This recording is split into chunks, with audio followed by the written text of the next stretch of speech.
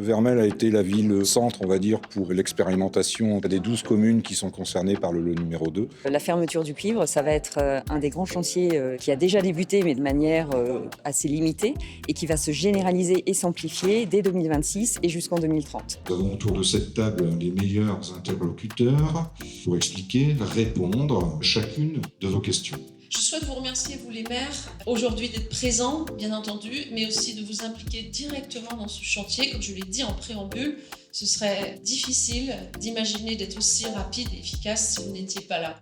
On a fait en quelques années un chemin exceptionnel et on doit être fiers de ce que la France a fait puisque par rapport aux autres pays européens, on est vraiment avancé. 41,6 millions de locaux sont aujourd'hui rendus raccordables à la fibre, soit 93% du total. Et ça, ce sont des chiffres officiels de juin dernier. En réalité, nous sommes proches de 95% aujourd'hui.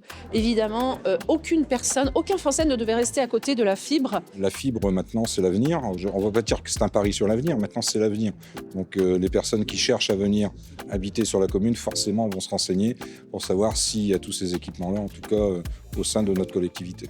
Aujourd'hui, le numérique est indispensable pour les particuliers, pour les entreprises.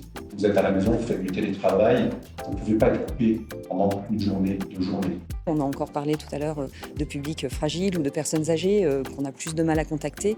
Et c'est important aussi d'échanger avec les uns et les autres pour voir comment on pourrait faire mieux pour accompagner cette transition. La fermeture du réseau cuivre constitue vraiment une bascule entre l'ancien réseau en cuivre opéré par l'opérateur historique et le nouveau réseau qui a été déployé, qui va être là pour les 40 prochaines années, probablement, et qui va supporter l'ensemble des usages d'aujourd'hui et de demain. Vous avez des gens, notamment des jeunes couples dorénavant qui souhaitent changer de commune. La première chose qu'elles demandent, est-ce qu'il y a la fibre ? S'il n'y a pas la fibre, parfois, elles peuvent décider d'aller dans une autre commune. Si on peut avoir des flyers à titre gratuit, ça serait pas mal. Voilà. Pour rédiger donc, ce flyer, ce qui sera remis à chaque administré. Donc ça sera mis en production dès le mois de février. Le rôle de la Fédération française des télécoms, c'est évidemment de faire que ce soit un succès. Et donc l'enjeu, la priorité de 2026.